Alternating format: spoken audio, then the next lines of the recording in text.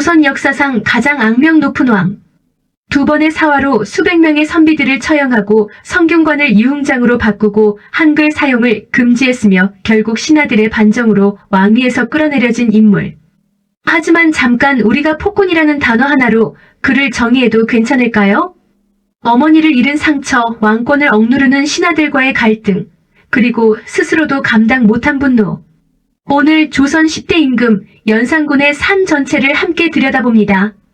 파트 1. 왕자의 탄생과 어두운 유년기. 연산군은 누구인가? 연산군은 1476년 조선의 9대 임금 성종과 그의 두 번째 왕비 윤씨 사이에서 태어났습니다. 이름은 이용. 조선의 왕자로 태어나 훗날 세자에 책봉되는 순탄한 길을 걷는 듯 보였지만 그의 운명 속에는 이미 비극의 씨앗이 심겨 있었습니다. 조선 왕실에서 폐비라는 말은 단순한 이혼이 아닙니다. 왕비의 자리에서 강제로 끌어내려져 서민이 되는 것, 사실상 사회적 사형 선고에 가까웠습니다. 연산군의 어머니 윤씨는 바로 그 폐비의 주인공이었습니다. 어머니의 비극, 폐비 윤씨 사건. 윤씨는 성품이 강직하고 질투심이 많다는 이유로 성종의 총애를 잃어갑니다. 궁중의 후궁들과 다툼이 잦았고 급기야 1479년 연산군이 겨우 3살이던 해 왕비 자리에서 쫓겨납니다. 그것도 모자라 1482년 성종은 폐비 윤씨에게 사약을 내립니다. 연산군의 나이 불과 6살 때의 일입니다. 여기서 중요한 사실 하나. 어린 연산군은 자신의 어머니가 어디에 있는지, 왜 곁에 없는지조차 알지 못했습니다. 성종은 생모의 존재를 아들에게 철저히 숨겼습니다. 연산군은 계비 정현왕후 윤씨를 어머니로 알고 자랐습니다. 어머니의 죽음 그리고 그 진실을 모른 채 왕위에 오른 청년 이 간격이 훗날 얼마나 큰 폭발을 일으킬지 아무도 예상하지 못했습니다. 파트 2 즉위 초기 가능성을 보여준 젊은 왕. 1494년 연산군의 즉위. 1494년 성종이 세상을 떠나자 18세의 연산군이 왕위에 오릅니다. 흔히 폭군의 이미지로만 기억되는 연산군이지만 즉위 초반은 전혀 달랐습니다.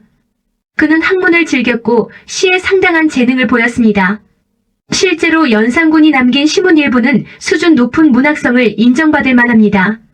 신하들과의 경연, 왕과 신하가 함께 경전을 읽고 토론하는 자리에도 초반에는 성실히 임했습니다. 즉위 직후 그는 흉년으로 피폐해진 백성들을 위해 세금을 감면하고 억울하게 처벌받은 이들을 풀어주는 사면령을 내리기도 했습니다. 이 시기만 보면 연산군은 충분히 훌륭한 성군이 될 자질을 갖추고 있었습니다. 왕권과 신권의 충돌. 그러나 15세기 말 조선의 정치 구조는 왕의 독주를 허락하지 않았습니다. 조선은 유교적 관료제를 기반으로 한 국가였고 왕은 신하들의 간언을 받아들여야 하는 존재였습니다. 특히 3사인 사헌부, 사간원, 홍문관, 은왕의 언행까지 비판할 수 있는 막강한 기구였습니다. 연산군 입장에서 이건 굉장히 답답한 구조였습니다. 자신이 왕인데 매일같이 신하들이 그건 안 됩니다. 그 결정은 옳지 않습니다라고 지적합니다. 어릴 때부터 정서적 지지 기반이 취약했던 연산군은 이 갈등을 건강하게 처리하지 못했습니다. 그리고 1498년 마침내 폭발이 시작됩니다. 파트 3. 무오사화 첫 번째 피바람. 사초 문제에서 시작된 불씨. 1498년 무오년에 일어난 사화라 하여 무오사화라 부릅니다. 발단은 의외로 책 한 권, 정확히는 사초 한 대목이었습니다. 당시 역사 편찬에 참여하던 관리 이극도는 동료 사관 김일손이 쓴 사초 속에 자신에게 불리한 내용이 담겨 있음을 발견합니다.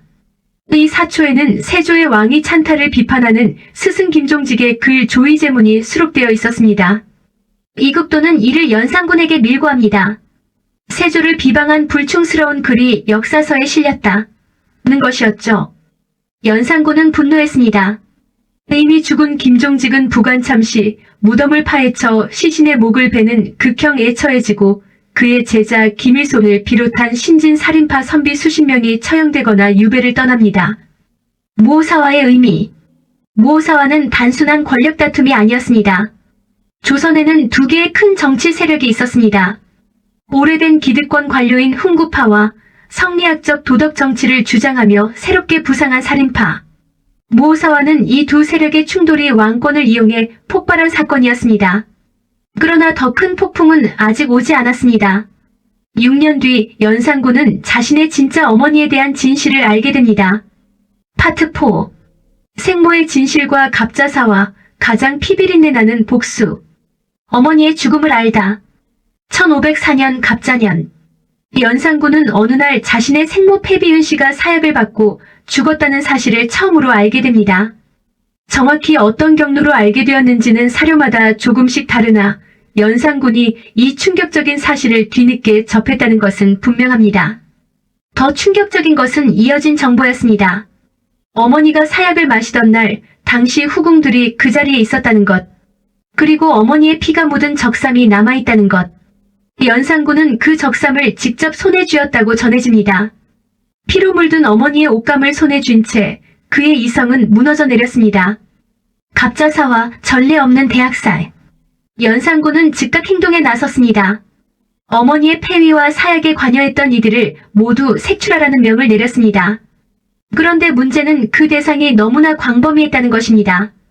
당시 결정에 찬성한 신하들, 그 자리에 있던 후궁들, 심지어 이미 세상을 떠난 사람들까지 죽은 자는 무덤에서 판에 부관 참시를 당했습니다. 살아있는 자들은 처형되거나 유배 보내지거나 관직을 박탈당했습니다. 후궁 엄씨와 정씨는 연산군이 직접 처형을 지시했다고 기록은 전합니다. 갑자사화로 처벌받은 인물은 기록에 따라 수십 명에서 수백 명에 이릅니다. 무오사화를 훨씬 뛰어넘는 전례 없는 규모의 정치적 숙청이었습니다. 패비 추종과 재릉 조성. 연산군은 어머니 패비은 씨를 재현왕으로 추존하고 그 무덤을 왕릉격으로 격상시켰습니다.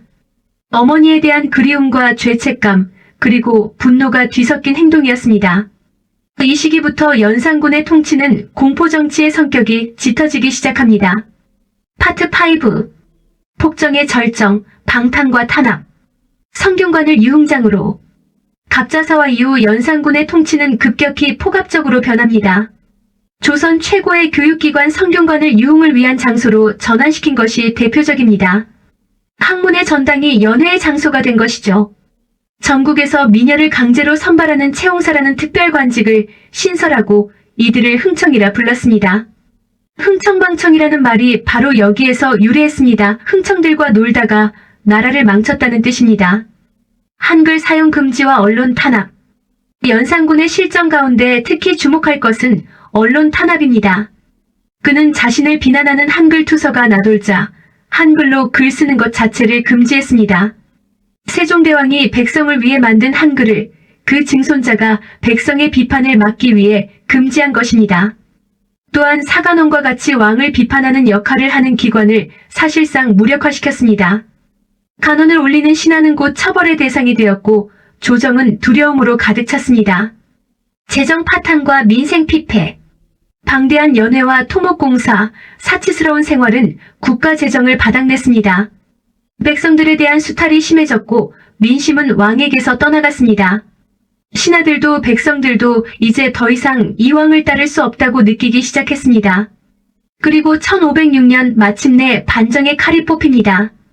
파트 6. 중종반정과 유배, 그리고 죽음.